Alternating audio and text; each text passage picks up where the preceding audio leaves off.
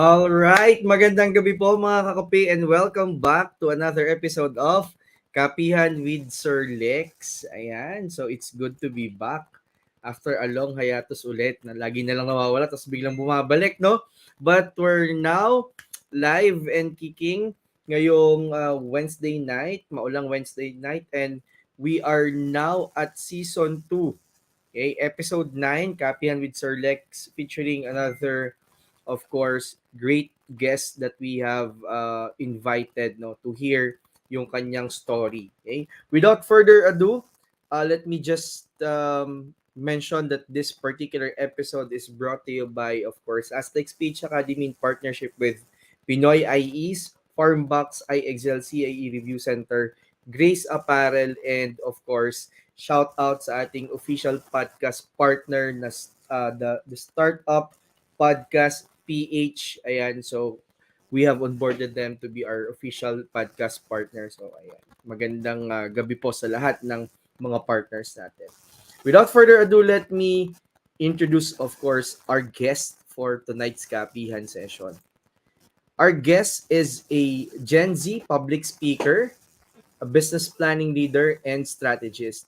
A young business planning leader who has led multiple category teams with members from marketing, sales, finance, and product supply, and spearheaded various initiatives that enabled many of at least 20 market leading and emerging brands to realize monumental success even amidst the pandemic.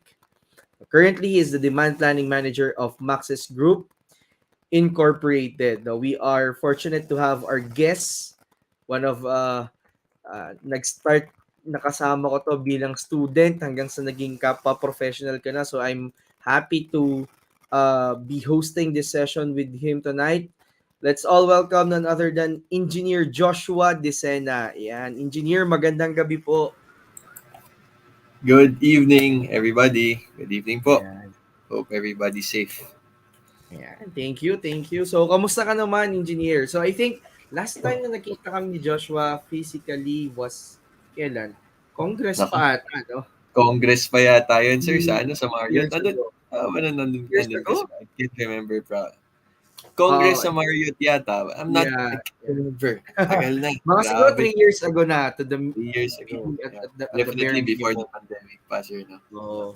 Yan. Yun yung nagiging ano ng pandemic eh. People no, were constrained of course to see each other. Walang masyadong events. Yeah. But yeah. So, kamusta naman? Okay ka ba? The last time I've checked, you're from another company. Now ngayon ko lang din nalaman. May reading na, wala ka na pala doon, no?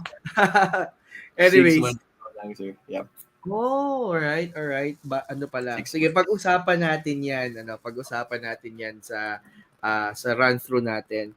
So there are a lot of people who are joining in the event. So please, for those who are watching, kindly share this stream para at least we can reach more people, especially the younger people. No, lahat naman open. Younger, youngest, younger, young people, wala tayong ano dito. But yeah.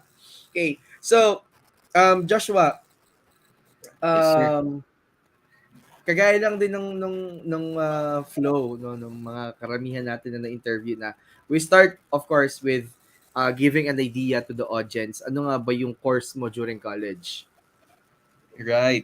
So, I am definitely a proud industrial engineer kasama ko ngayon, si Sir Lex. I graduated 2018 sa Adamson University, Industrial Engineering. So, basically, this has only been my first choice. This was my only choice. It's not just my first choice, it was my only choice. But honestly, di din naman ako yung sobrang galing sa math, no? Hindi din naman ako yung sobrang academically excellent, no? But siguro I had a very good idea on industrial engineering because of my dad who is an industrial engineer as well. Pero I mean, not necessarily na gusto kong itahakin yung tinahak niya because sir, si daddy ay production guy talaga sa manufacturing talaga. So not necessarily na gustong-gusto ko yung manufacturing. In fact, kinikwento nila sa akin, nung bata daw ako, lumaki na ako sa factory. Like, papaalagaan sa mga sower, yung mga ganyan. So habang Ah, nasa office si oo. daddy, o sige, kayo bahala dyan kay Joshua, iiwan ako sa mga sower, sa production line. So medyo Oo. may maganda na akong glimpse of what IE looks like. Pero hindi Hmm, naman yon necessarily yung ginusto kong tahakin talaga. More of the business side yung and the strategic side of IE yung gusto kong mm. kunin talaga. So Correct, yun, correct. that's it for Oo. industrial engineering. So, very interesting kasi if you'll go back dun sa mga previous na mga episodes natin, most of the people who are accommodated dito sa Kapihan, lahat sila Yeah. hindi first choice yung course nila. Maybe Uh, out of 20 siguro, baka ikaw yung isa o dalawa na talagang ganun yung track na gusto. So, ngayon ko lang nalaman that your father is also an industrial engineer. Na mukhang yes, from what you shared, ang kanyang exposure is sa garments nga, no? Sa mga garments. oo. So nakakatuwa naman 'yun, no? Nakakarinig ako ng kwento na of course yung mga pag may mga teachers tayo na may mga maliliit na bata sinasama sa school, that's typical. Mm-mm. Pero yung isasama mo sa garments na, no? Mas ano yun, mas nakakatuwang kwento yun, ah. Hindi ko alam, sir, pero hindi ko na din natatandaan. Pero sabi nila, Oo. So, the iniiwan daw exposure ako sa was mga the exposure was there naman pala. Kaya naman siguro na ano mo na rin na in-vibe mo na din yung feels, no? But you mentioned about yun nga, you want a different track on top of what your father had na production siya. And I'm seeing that your track right now more of yun nga medyo yung high level, yung strategic, more of planning strategic. ganyan. Yan. So, I would assume doing yung college, taking the subjects, hindi na siya masyadong mahirap. Unlike yung iba na kwento na of course hindi nila gusto yung course, so they're having difficulty taking the subjects. So, curious lang ako, nung nag-aaral ka, since your father is industrial engineer, meron bang times na parang, oh, ito, ganto-ganto yan, yung subject na yan. Or wala na kasi medyo matagal na rin siya nag-graduate eh. Curious lang ako Hindi kasi, naman na siguro, pero medyo mas in principle, yung principle yung nasa-share niya, pero not necessarily yung like hindi niya ako matuturuan ng siguro operations research. yeah, Wala yeah. siya maalala, no? Wala na siya maalala sa mga ganyan. Oo. Pero kumbaga siguro yung principles, halimbawa, yung simpleng-simpleng time and Hmm, motion study, oo, yung yes, correct. ganyan, marami siyang kwento lagi. Which is Mm, somehow, of course, nakatulong in terms of appreciating yung mm, concept sa mm, school. Pero mm. hindi naman necessarily like academically Oo, yeah, oo. completely. Pero Na-curious lang ako na parang, ano kaya yung feeling yung gano'n 'no, yung same kayo nung course nung mother or father mo. Meron kayang sa bahay na, "Uy, ito ganito, ganyan, ganyan. Ito yung mga technique diyan." 'Di ba, parang gano'n. But anyway, yeah, thank you for yeah, sharing that. So, that's the choice of the course. Now, when you're of course, when you was a student, we have some engagements before na, you of course led, one of the national student what do you call this organization, national student organization ng IE, which is the Philippine Institute of Industrial Engineer National Student Chapter. So most of the past presidents naman nakatrabaho ko din, no? And notable syempre we've done some projects together. So question ko lang, yung choice ba ng pagiging president or yung pag-run ng presidency sa NSC or National Student Chapter ni PIIE, was it something that you planned na parang okay nung first year ka you did this student org, and then second year, third year, of course fourth year, fifth year ka naging president na, 'di ba? So planado ba 'yon or parang wala nangyari na lang because of the turn not of the all. events? You know, hindi naman talaga ako, sir, yung very student leader type eh. Kasi hindi naman Mm. ako naging student leader until ano eh, third year. PIIE? Siguro third year college lang. Back in high Okay. school, wala naman akong ginagawa kundi mag-drum and lyre eh. So, Mm. nagpumaparada, pero hindi ako naging member ng student body. Oo, okay. Never ako naging class president. In fact, to Oo. be honest, hindi ako yung pinakamabait na estudyante. Kumbaga, Mm. may pagka-pasaway, talk of Mm. the faculty room, even up until college. No? Kumbaga, hindi mo ako hindi ako yung iboboto mo na maging class president. Mm. Pero syempre, deep inside me, meron din namang leader inside na kahit dun sa makulit na batang yun, medyo may Mm. leader naman on the inside na I always felt that I had a calling to lead. Mm. Frankly, I saw myself leading itong like on our first General Assembly sa Adamson. I saw myself leading dun sa IE organization ng Adamson. Like I saw Okay. myself being the president. Like, Mhm. I had the feeling. And in case you don't know, you didn't know, sir, I actually ran for presidency ng Adamson. PIIE Adamson chapter. Okay. Chapter Okay. ng Adamson, ng PIIE sa Adamson. And I lost. I Mhm. lost the I lost the I lost that campaign in that campaign. Pero I really felt like parang sobrang deserved ko yung position. Sobrang alam ko yung gagawin. I knew how to do it. I Mm. knew what needed to be done. I knew how to make PIIE the number one organization sa Adamson kasi it's very competitive inside Adamson. The Mm. organizations are very competitive. Meron kaming student awards every year, Grand Hotel. Sobrang competitive talaga ng landscape. And I knew how to make PIIE Adamson number one. Pero Mm. hindi binigay ni Lord for some reason. Okay. Hindi binigay ni Lord. So, of course, na-redirect ang puso ko. Sabi ko, ano nangyari? Kala ko ba may leading ako to lead? Di ba? Yung meron akong calling to lead, i.e. Adamson. So, nirevisit ko lang yung aking sarili, di ba? Ba, ano bang mali sa akin? Meron bang dapat i-correct sa akin, sa puso ko, sa intentions ko, ganyan.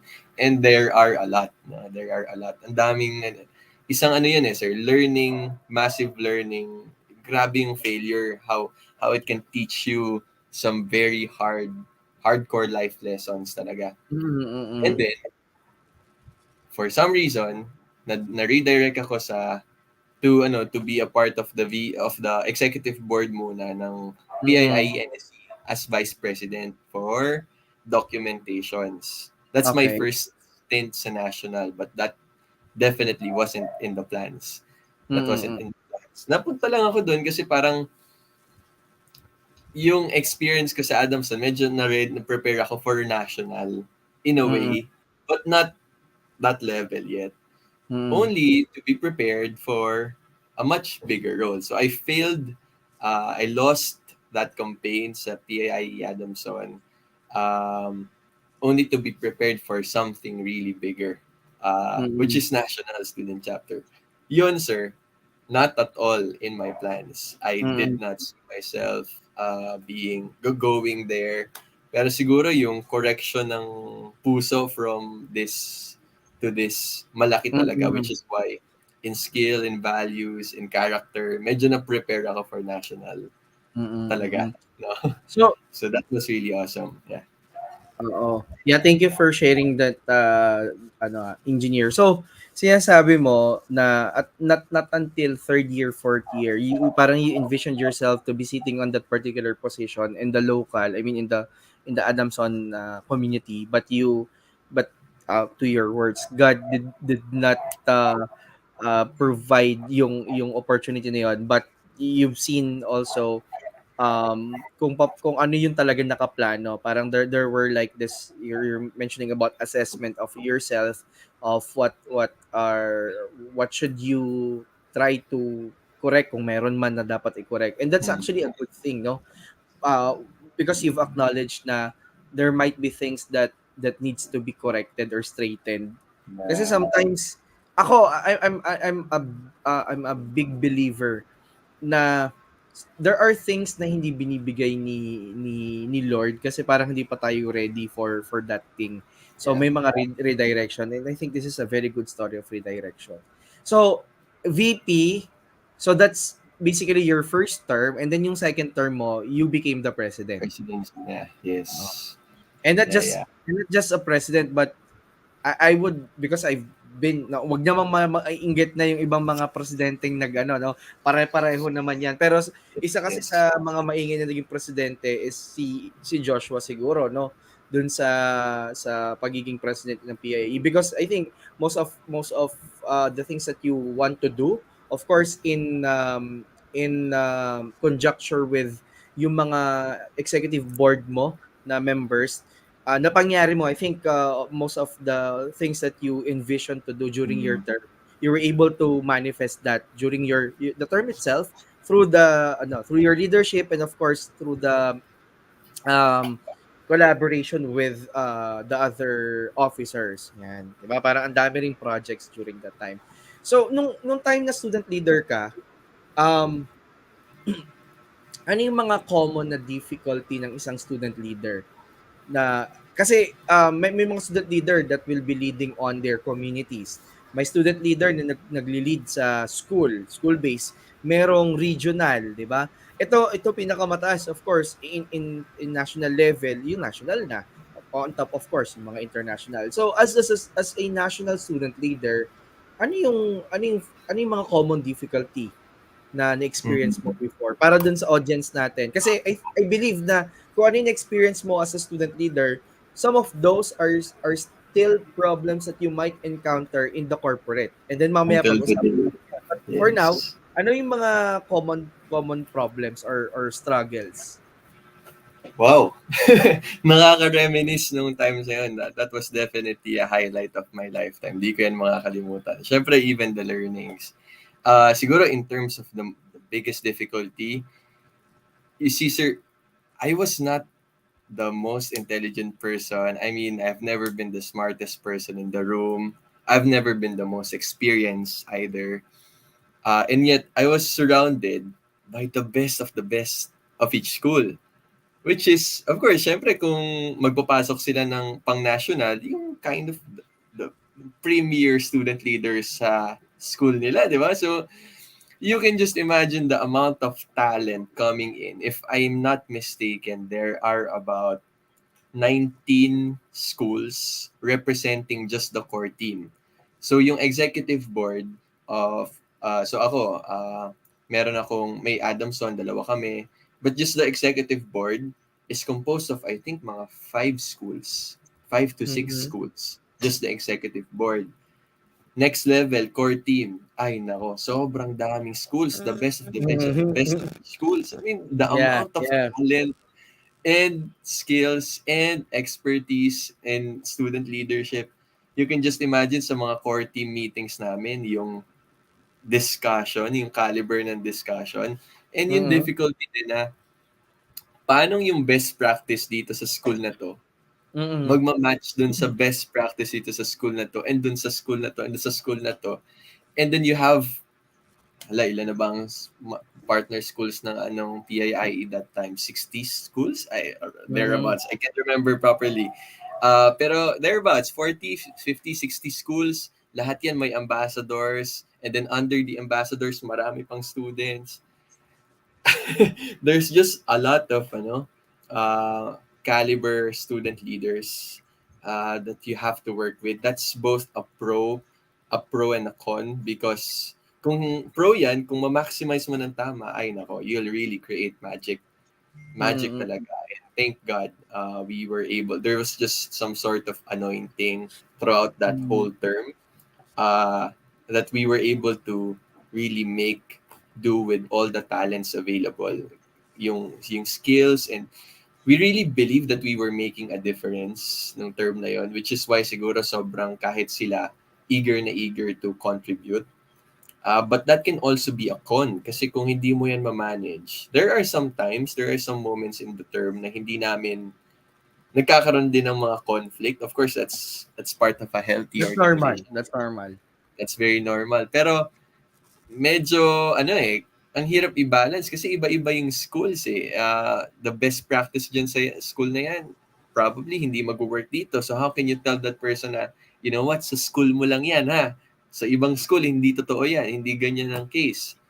So also meron pang regional. So how can you tailor fit a congress or a PIIE National Leadership Summit? First time namin ginawa yun ever. How can you tailor fit that to somebody from University of San Carlos sa Cebu, San Jose Recoletos, you have Xavier, you have Ateneo de Davao, you have all those schools from all over the Philippines. How can you tailor fit your programs that will inspire the people from the regions as much as it will inspire the people in the metro. So, ay nako. I mean, to be honest, sir, unless meron talagang clear understanding of what you're trying to achieve, hindi yan mag hindi yan magko-combine eh.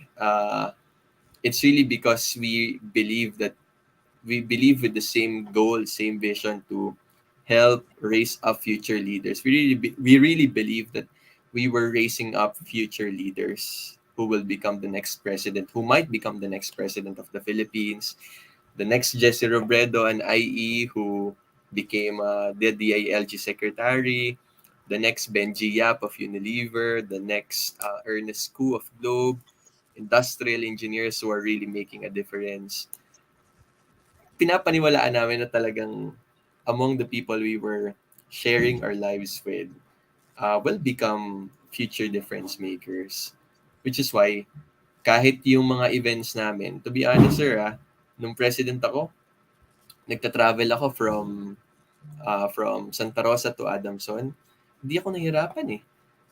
Fifth year in college, may thesis ka, may kung ano-ano kang papers. Siyempre, mahirap din. May OR yata ng fifth year, if I remember Mhm. correctly.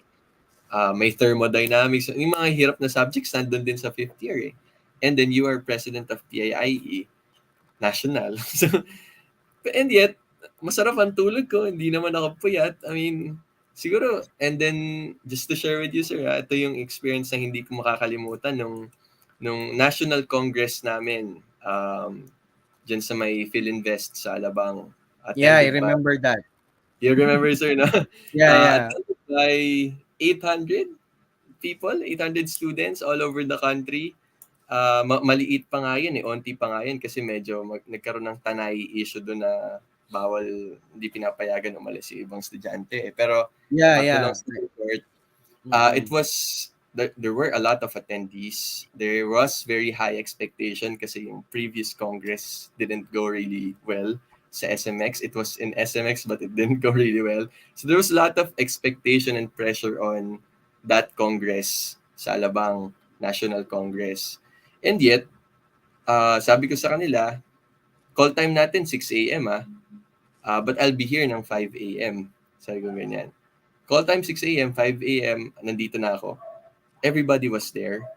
But there was some sense of confidence in me na this was going to be successful. Na ang ginawa ko, tinawag ko yung isang logistics director namin. Sabi ko, si Carl yan eh. Carl, sabi ko, pwede ka bang bumili ng champagne? Sabi ko ganyan. Magto-toast tayo dyan sa stage. Because by the looks of it, hindi ko na kailangan intayan ng magiging turnout nitong Congress na to. This will be successful. Parang ganun. There was so much confidence na hindi pa nangyayari yung event. There was like a magic going on. Na sabi ko, sige, magsha-champagne tayo sa taas. This is going to be successful. Sabi ko ganyan. And true enough, it Wow. was very successful. So, na hindi ako stressed. So it's really because kailangan talaga mag-start sa common vision, a common goal. Then everybody just works together for that same vision and goal. Yeah. Nice, no? So those are really fantastic words, no? I mean, the experience, I can just imagine, no? Because I was once a student leader then well, I can't say that I have the same great I mean, okay experience, maganda, pero hindi ko kayang sabihin na hindi ako napagod or hindi ako napuyat kasi talagang nangyayari yon. Even sa scale ng school-based organizations, it happens. So Yeah. what more dun sa preparation for events like that? And I I salute you for having that confidence, no, to bring and radiate that drive, no, to your members. And you're seen as one of, I would say, na mga inspirational leaders in terms of the younger generation ng IEs. You've been speaking, of course, here and there. I'm seeing you din naman, no?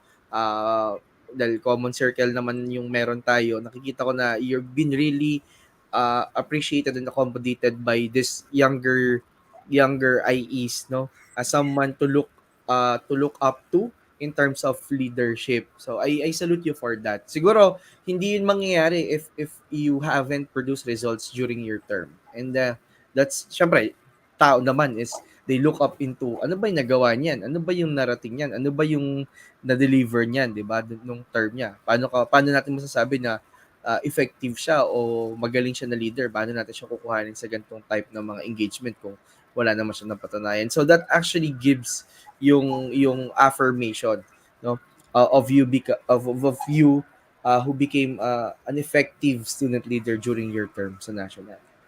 So after nun, of course, there's a lot more. Thank you for sharing those stories.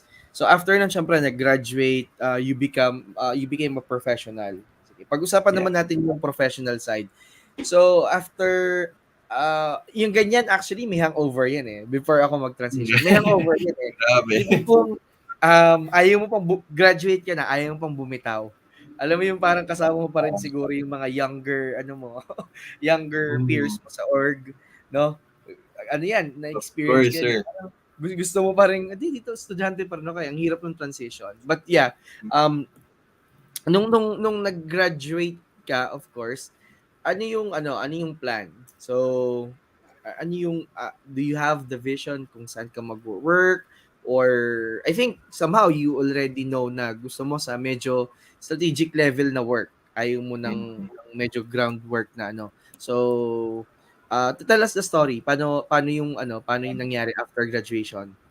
To transition Sir, into becoming a professional na. sobrang tama ka. Yung hangover ko parang hanggang ngayon meron pa din eh. Pero Okay ngayon lang medyo yan. Okay naka-move on lang naman yan. na. Naka-move on naman na. Siguro nung first year ko, sir, frankly, the advantage for industrial engineers, sobrang daming opportunities. But also the disadvantage is, hindi mo alam kung saan ka talaga pupunta. Like, di mo na alam saan yung gusto mo. Kasi sobrang dami talaga. I remember applying, passing my CV everywhere. Mga tawag dito, mga entry level jobs. And of course, hindi naman din ganun kahirap maging ma-employ for an industrial engineer with an industrial engineering background. And not to brag about anything, parang medyo may laban naman kahit paano yung CV ko. Meron akong student leadership experience. Hindi naman ako bagsak-bagsak. May bagsak ako, pero hindi naman sobra. Pero, I mean, so, cut the long story short, I didn't know where to go. And lagi syempre ako may nakikitang kumpanya dito sa amin. Kung familiar kayo sa Lucky Me, na by the way, Mm. walang ethylene oxide yung ingredients na nandun lang siya sa proseso ng paggawa ng Lucky Me. Pero wala siyang ethylene oxide. Anyways, so dun sa Lucky Me factory, if everybody is familiar, lagi ko nadadaanan yan kasi ako I live beside Enchanted Kingdom. So sobrang lapit ko yan. Mm. Sa akin yan. Every day dinadaanan ko yan. But it was never part of my radar. It was never part of my radar. In fact, mas gusto ko pa nga mag-work sa Nestle kasi I joined Nestle Mile. I Yeah, had yeah. I had quite a remarkable stint there. Nanalo kami champion. Tapos Mm. nakuha ko yung only individual award, best speaker, kahit nag-stutter ako sa taas ng stage, nakuha ko pa rin yan. So sabi ko, sakto, ma-hire ako sa Nestle kahit hindi ko nagalingan. Para ano yung gano'n, may confidence na naman na parang yun nangyari when I was running for presidency ng Adamson chapter. Mhm. I was very confident I was gonna get to Nestle. And then I realized, wait, kailangan nga pala dun sa CMT program ay academically excellent ka din. Na wala ako kasi I had a failed exam. I was never part of the dean's list. I mean, I failed tons of terms. I wasn't the most academically gifted student. So, oo nga pala. So, nagpasa ako doon. But I guess, hindi ako pumasa na naman. Hindi ako natanggap sa Nestle. I remember getting that email and I was really asking, paano? Nanalo nga ako na champion and best speaker. I was like the big winner of Nestle Mile 2018. Sabi kong ganyan. 2017. Paano nangyaring hindi nila ako tatanggapin? Dami ko na namang inisip, di ba? Parang yung Mm. nangyari dun sa term na yon. Only to be redirected to this company na was never part of my radar but has become an awesome experience. I have to say, in all sincerity, what a way to start my journey as a professional. There's lots of prayers in it kung saan talaga ako pupunta. Kasi coming from that failure experience na naman nga, pupunta ka dito, di ba? Napunta ka dito. So what now? No, I was expecting I was gonna change the world, and yet ang ginagawa ko ay mag-order ng materyales, mag-order ng mamasitas items, yung mga ganyan. So sabi ko, ito na ba yung changing the world? Parang maraming ganun eh. Yun yung sabi niyo nga sir, di ba, na when you were starting, transitioning from being able to make so much difference sa PIIE National Student Chapter, and now you're stuck sa computer mo, nag-order, nagpaplano ng materyales. What now? Parang ganun. So, ganun yung state ko noon. I was at a very high level. Parang taas-taas ng adrenaline ko biglang bumaba. But, I also struggled.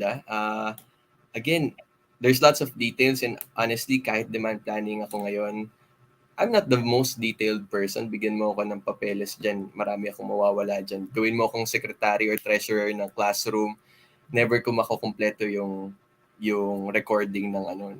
Lagi ako may nawawala. So I was not the most detail-oriented person. And I made some gigantic mistakes. Let's just put it that way. Na also hurt the brand. I remember yung marketing manager came talaga to Santa Rosa to ask me and my boss, what happened? Sabi ko, ganito ba kalaki yung problema ng mga dinadala ko sa kumpanyang to? The role was quite critical. You really control the end-to-end flow of the goods of your brand. Mhm. I made a lot of mistakes, but I became patient. And I always went the extra mile. Yun siguro yung something that I'd like to share. You really have to go the extra mile. Even if sometimes you don't feel like you're compensated enough. Kasi ganun yung tendency sa amin eh. I don't know, sir, sa generation nyo, pero sa generation namin, maraming entitled. Maraming entitled. And even I have the propensity to feel entitled sometimes na, ba't ko gagawin yan? Eh, hindi mo naman ako binabayaran to do that, di ba? Ang binabayad mo lang sa akin, okay, demand and supply planner of culinary category. Ba't ako mag-extra mile, di ba?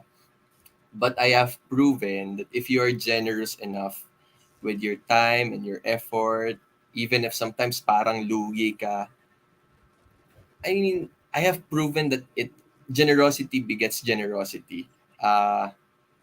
In my previous company, lagi may note doon na lagi silang may usapan na sa Monde naman walang napopromote every year eh. Which is very normal for most companies. Wala naman talagang company masyado na kaya mag-promote ng mga tao every year.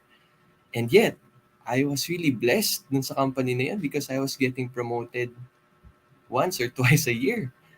So, Wow. the formula works. Sabi ko, the formula works na if you are generous talaga, going the extra mile, even beyond your role, you earn the value for yourself, which is why tumataas ka. So, sabi ko, si daddy din ganyan eh, si mami din, lagi akong sasabihan na, hindi ka dapat nagbibilang sa trabaho mo, yung mga ganyan. Very basic Mhm. lang.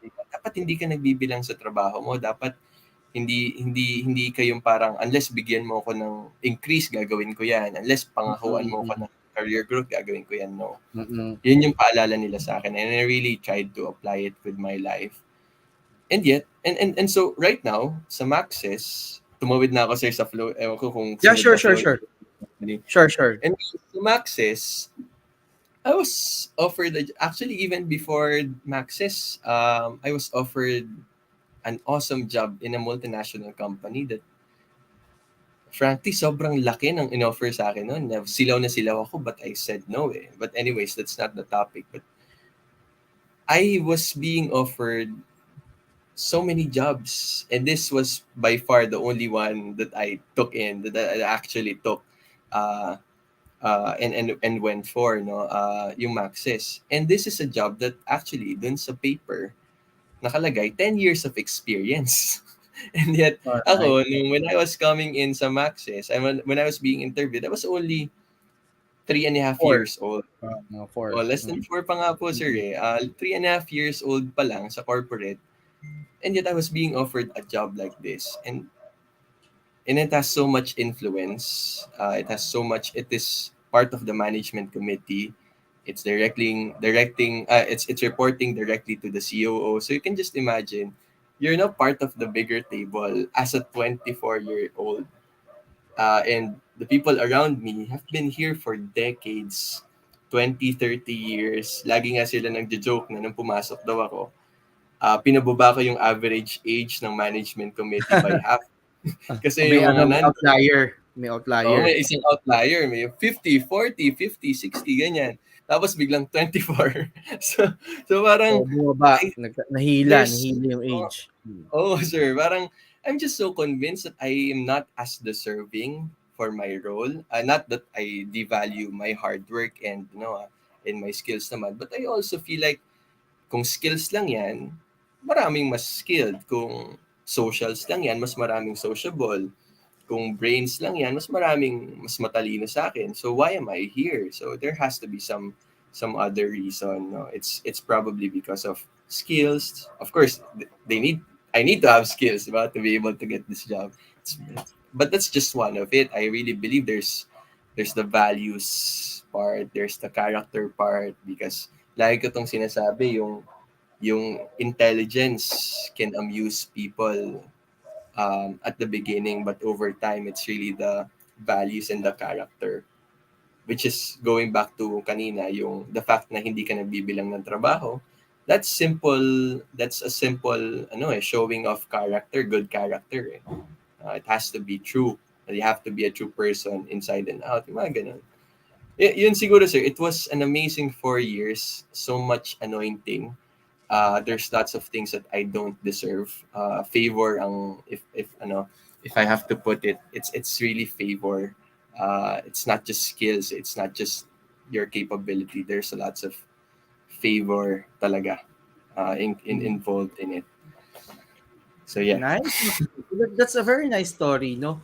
I mean, um, during I sympathize on the part na when you become part of the bigger table, yung tipong mapapatanong ka, bakit ako? Bakit ako yung may ganitong responsibility? Kasi looking at the people around me, parang nasa tamang room ba ako? Parang gano'n. Am I in the right I room? don't deserve it, no? Parang am I the elephant in the room? Parang gano'n. May mga gano'n. And I think this is happening not for everyone, no? We could say that we are blessed to experience this. We're not saying that the other people who haven't experienced this yet are not blessed enough. Maybe because Yes. it's Yes. it's really a matter of siguro I could say na um accumulation or parang summation of every parang things that you've decided upon prior to that event. So you decided to kasi for example you mentioned about you've done a lot of mistakes, I would say, to your work Yeah. in the previous company, but never did I hindi ko alam kung kung hindi mo lang binanggit or baka hindi mo rin talaga naisip na umalis even you're actually committing mistakes because you're brave enough to face na okay, may problem, we just have to face it, we just have to learn from it. Di ba parang sabi nga Mm. if you toot up, if you fuck up, sabi nga, di ba? If you fuck up, suck it up. Kasi kailangan, ginawa Just mo get yun eh. up. Diba? Basically to Yeah. not to walk away from that, but to learn. And that's one Correct. I think that's one attribute na I don't know if you're mentioning it in your interviews. Kasi sometimes those vulnerabilities during interviews, they get a hold of okay, ganito pala yung character niya. You're mentioning about Sure. character. Yung pala yung character niya, even magkamali siya, hindi niya tayo iiwanan. Even pag nagkamali siya, mas magkakameron ka ng sense na teka lang, parang ayoko nang maulit 'to. So I have to learn. Yeah. I have to learn fast. Even though I failed, I have to stand up and continue yung journey. And also, that's one point na natutunan ko na maganda. And I think nangyari na rin yun sa akin, no, being part of the leading beer manufacturer. So there are mga reports na yung parang simpleng report na tapos biglang tatawag sa yung mga national boss mo. Diba? Anong ginagawa mo sa buhay mo Ano diyan? nangyayari? Parang, ha? Ano ba yung ano ba yung pinag-uusapan? Na parang sa akin during that time, kasi we're young during that time, parang ano, wala lang, pero 'pag na-realize mo, oo nga 'no, ang ano pala, yung simpleng information 'pag na-order pala 'to, ganito pala yung value, hindi pa pala kailangan, yung mga gano'n. So, and that's lessons. That's sabi nga baptism by fire. Hindi nga lang gano'n kadaling lunukin, pero yun na yun eh, Yeah. nangyari na, 'di ba? And we basically learn from that. Uh, Of course yung ano rin, yung sinabi mo na hindi ang sa Tagalog word or Batanggenyo word I think is tuos. Hindi ka nagtutuos ng mm, ano yung mga nabibigay or hindi nabibigay. Sometimes you'll be hearing employees. No, I'm not saying na hindi wala kayong yeah. karapatang magreklamo, pero Yeah. if you keep on complaining and do nothing about it, parang mauubusan yung energy natin kasi karereklamo. Why not do things that we can for the organization? If there's one thing that I've learned dun sa previous employer ko from San Miguel, it's basically yung malasakit. Yung malasakit mo sa organization na Uh, working with sa trabaho mo, and at the same time babalik yung malasakit na yun papunta sa iyo. Kasi San Miguel is known for good compensation, and you'll only realize that you're basically anong tawag doon? Um, Deserve mo yung ganong compensation if you're really putting the malasakit papunta doon sa organization. And I think that's a good attribute, a good characteristic of a professional. Yung hindi tayo masyadong lagi nating isipin, ito lang yung sweldo ko, ito lang yung tatrabahuhin ko. Kasi if you always maintain if you always maintain that mentality, believe me, you'll not grow as a person. Di ba? yeah. You'll not grow as a person Totally kasi agree. parang iniisip mo, konti lang gagawin ko, konti lang yung anin ko. Eh, paano kung Hindi mo maki-create ng bayad value eh. sa sarili mo, di ba? So, wag kang Tama. mag-expect ng malaki yung increase mo kasi konti lang. Reciprocal yan eh, di ba? And there are other schools of thought, of course, no? Some people who will be hearing this, tataas yung kilay nila, nasasabi nyo lang yan kasi nag-work sa inyo yung sinasabi yung formula, nag-work sa inyo yung sarili yung sinasabi yung magic. Eh kasi nga, ginagawa namin to kasi ginawa namin to. So, That's why hindi mag-work sa'yo. Di ba? oo. Kung hindi mo ginawa to, baka hindi talaga mag-work sa'yo. Ang imposible naman nun. Mm, So, I think if you're hearing this particular episode, no, you already have two data points. Now, why don't you add to that data point by doing that? Hindi pa huli ang lahat, no? Especially for young professionals. It's a good thing that we're hearing it from Engineer Joshua, yung mga share niya na yan. No, yung even I think next question ko, having all that good stories coming from you. So how do you manage to perform now, since after 4 years, about 4 years of being a professional, you became maybe one of the youngest manager in the group in your company right now, and even kung tingnan natin yung demographics ng mga gumagraduate, baka you're one of the you're on the side na bata na naging manager. So how do you go about it now as you're a leader in the organization na hindi kasing kagaya ng demographics ng karamihan? Are there problems that you've experienced by far na parang working with young people, kasi younger ka, yung young people, yung more experienced or more seasoned people in the yeah. organization. Ano sir, talagang maghahabol ka ng experience. Kasi Mm.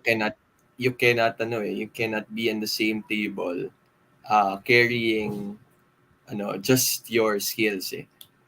Ako personally, the first thing that I did in my company, sabi ko sa boss ko, boss, before I do anything here, I need to immerse myself to the culture, to the people. So even if not required, even if nobody told me to do it, naghingi ako ng immersion sa kitchen. Yung Max's restaurant, demand planning manager ang role ko. So I'm supposed to be doing analytics, numbers beside my computer. But sabi ko, no, no, no. If I am going to build my influence here, because I really believe, sir, that majority naman ng mga sinasabi ko ay tama kasi it's based on numbers eh. But how can you mix that? How can you mix the number? How can you mix the science with enough art? Because science alone cannot create the magic eh. What will create the magic is if you combine the science and the art. Kasi sabi ko, I gotta build my art. So what I did is, nag-immersion ako, pumunta ako sa kung ano-anong stores. I was spending my time talking to restaurant managers who've been in the business for 30, 40 years. And not just for show, ah. Well, hindi lang siya yung parang papakita mo lang na okay, sige, nag-immerse ako, nakipag-usap ako sa managers, so I know what you feel, so pakinggan niyo ako. It's not just that, no? It was really intentional. It was intentional listening. Like, yung restaurant manager ng MOA has 40 years of experience. I would just listen to him and really care for what he's saying. Yeah, I mean, you can listen kasi without Yeah. really caring for what the other person is saying. But ako, sabi ko, no, I choose to listen and actually care for what he has to say.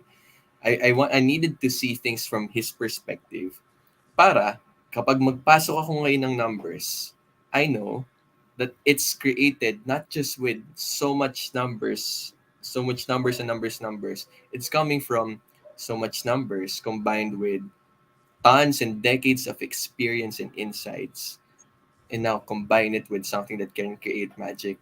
So, ito, even this, sorry sir, I cannot fully express myself without putting in the faith aspect. Pero ito kasi, when I came in here, it's like God's like telling me, uh, I put you there, and I'm gonna give you the grace to be there and shine. Parang ganun yung sinasabi niya sa akin. Mm-mm. So, I know I was equipped with the right thinking process as an industrial engineer. I know how to be a systems thinker. I know how to look into problems and not just look at a simple cause and effect. It's a total system view. So I know I'm equipped with the right perspective. I know I'm kind of an average above average naman kahit papano in terms of analytics, which is why I'm in my role in terms of analysis. So, habol ako sa experience. So, habol ako ngayon sa experience, kinukuha ko ngayon yun, and now I'm creating the magic. Combine yung way of thinking, combine the analytical skills, combine the art, and the experience of those restaurant managers, of kinakausap ko yung fryman ng Max's, kakausap ko yan, gano'n katagal ang chicken niluluto dyan? Yung mga gano'n, nag-try pa nga ako mag-ganon-ganon ng chicken, pero wag niyo pong sabihin, bawal yata yun. Nag-try ako talaga, I was spending the time sa kitchen. So, altogether, combine all of that, I'm now able to make some magic for the company, no? It's again, it's anointing, it's beyond just skills, eh. So sometimes, mag-present ako, and then one area manager would approach me. You know what?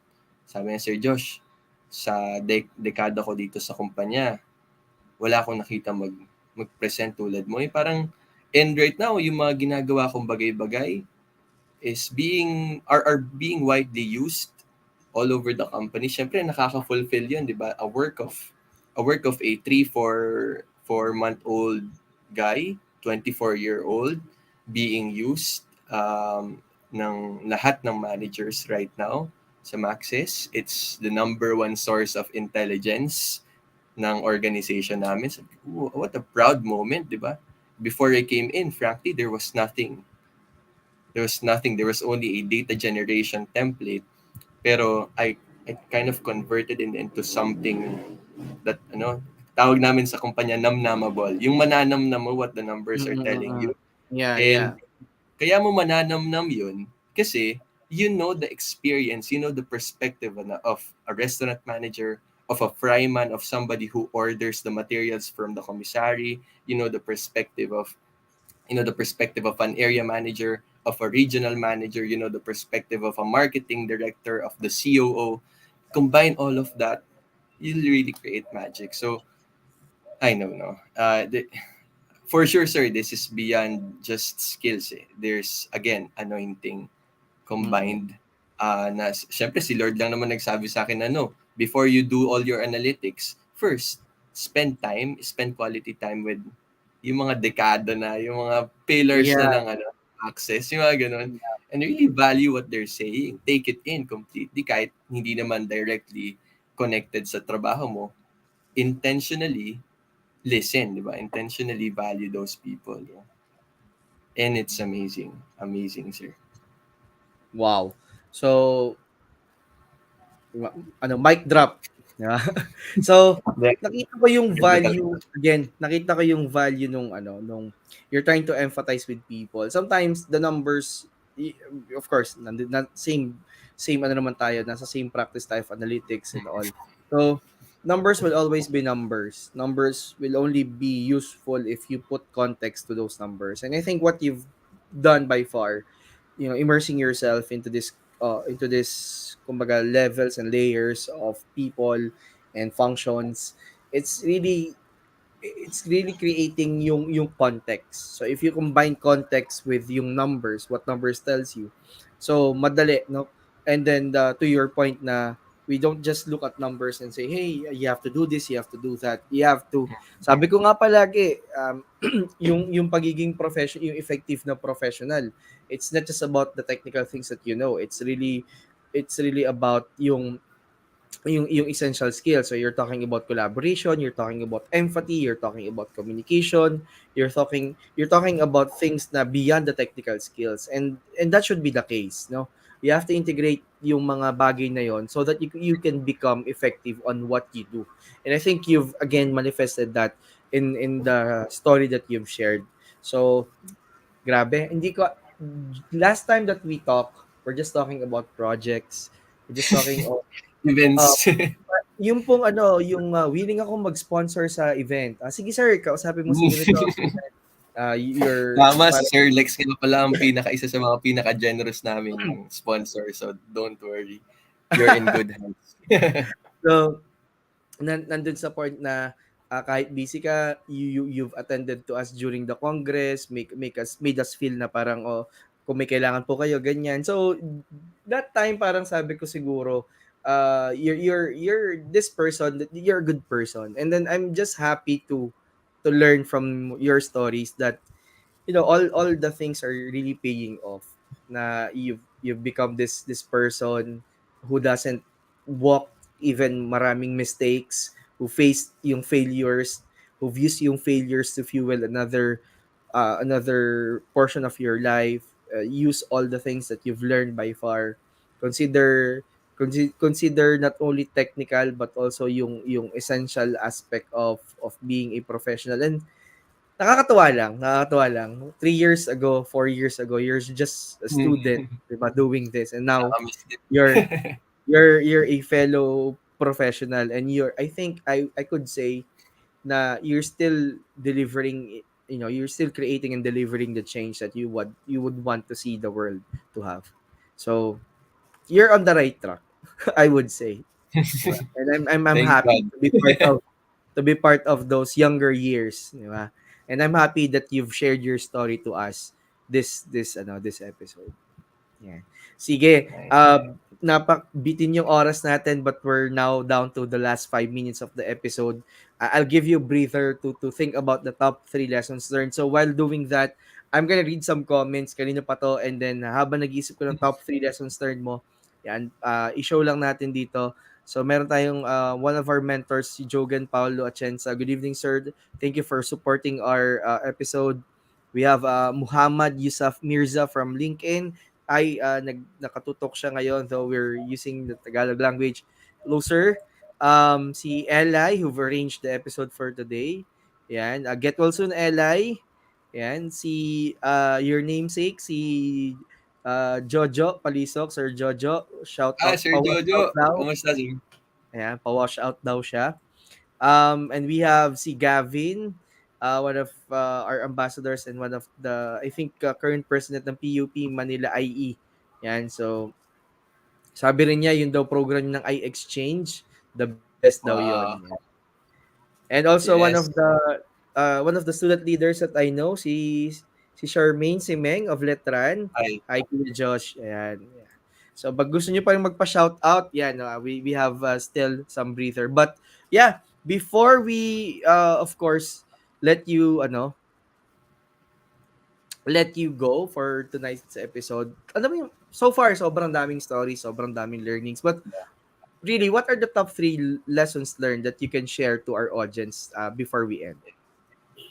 I had to write this down, sir. Number one, Ito yung kanina sabi ko na linked on generosity begetting generosity. Add value to people and value will be added to you. Nice. It cannot go sideways. If you really are a person who adds value to people, naturally, value will come to you. Gawin nating mas practical.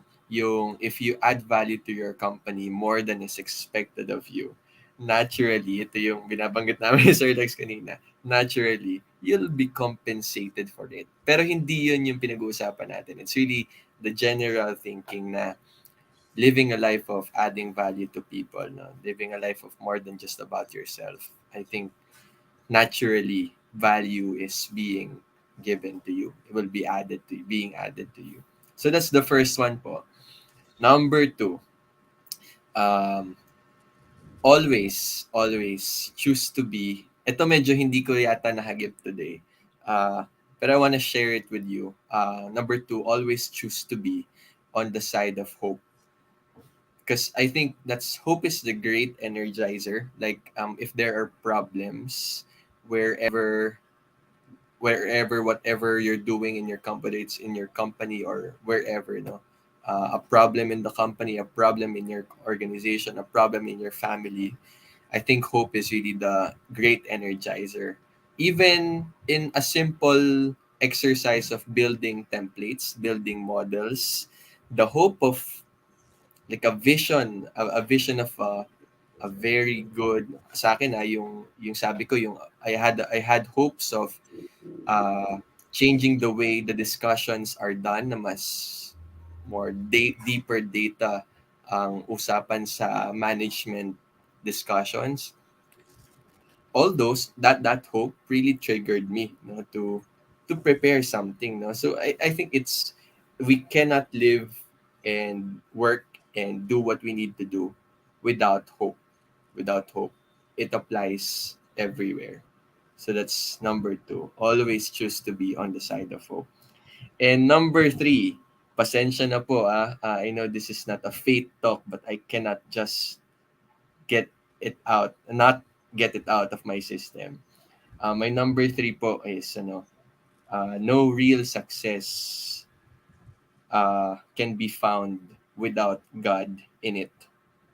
So kasi parang ang meaningless lang if I just go climb the corporate ladder and ended up being the president of a company, being the chief executive officer, and found no God in it. Parang it was just me. And as I was sharing earlier, yung pagka panalo ko sa PIIE, pagka panalo ko sa Nestle Mile, yung pag-achieve ko ng mga bagay-bagay sa Mondenisin, pag-achieve ko ng bagay-bagay sa Maxis, these are real successes, but without the God aspect in it, without God in it, ang meaningless lang, if you know what I mean. So I think it's really the difference maker. Sa dami ng pinagsasabi ko, yung number three is really the difference maker for me. So it's the one that made the biggest difference in my life. Whether it be promotions, whether it be successes, yun talaga, without God in it, it's all meaningless. So I guess that's where I wanna end, sir. I'm sorry. I know this is not a faith talk, but I just cannot not No get it worries, out no of my worries. system. So yep. I hope naman it makes sense. It really did. So, just to wrap up, so sabi ni Joshua, number one daw that he wants to share, add value to people and value will be added to you. Second, always choose to be on the side of hope. And last but not the least, and I think I also agree that this is one of the most important aspects that we have to always think about.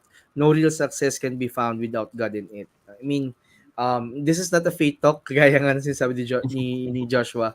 Pero I'm a believer also na, of course, we have our beliefs and opinions and such norms.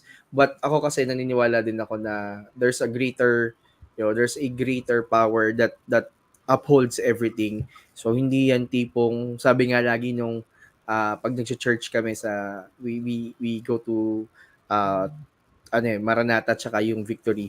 So sasabihin doon sa Nice. preaching na hindi siya hindi it's not about you. It's about the God that That is that it. that provides for whatever your needs, whether that's mental, physical, relational, financial. So yeah.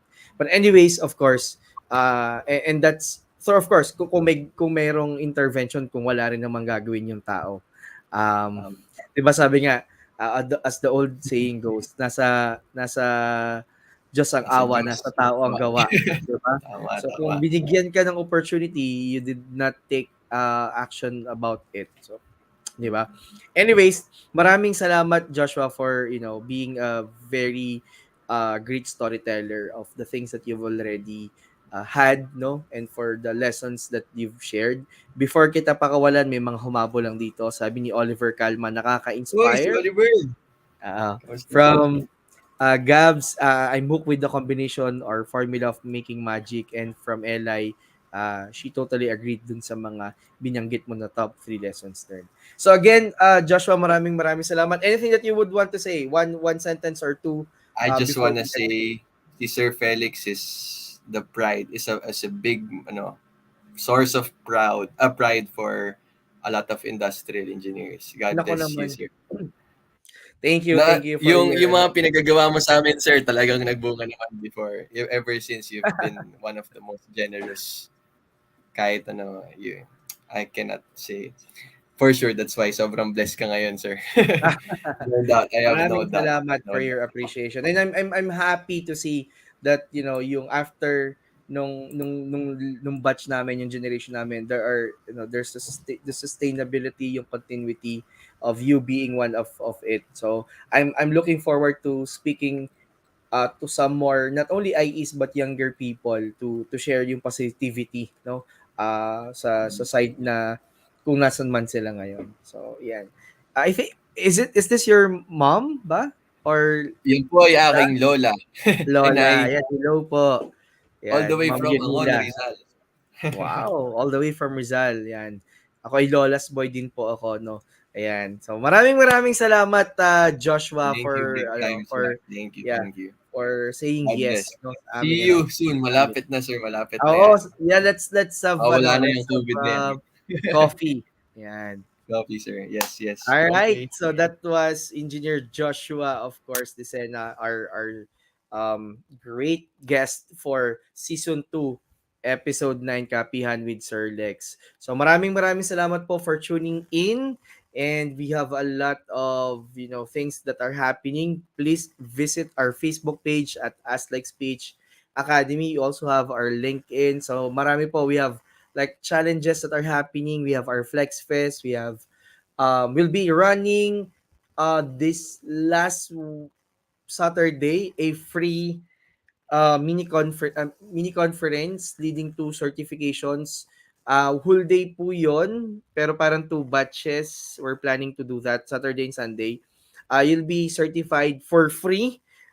So watch out for that dun sa aming Facebook page. So we plan to have at least 2,000 during that weekend. So 1,000 Saturday, 1,000 na tao sa Sunday. So please go and look out for that sa aming page, and please spread the news kasi gusto nating maka-reach ng mas madaming tao for that. And again, maraming maraming salamat everyone, and hope to see you again sa next episode natin for Kapihan with Sir Lex. Keep safe and God bless us all. Bye. Thank you.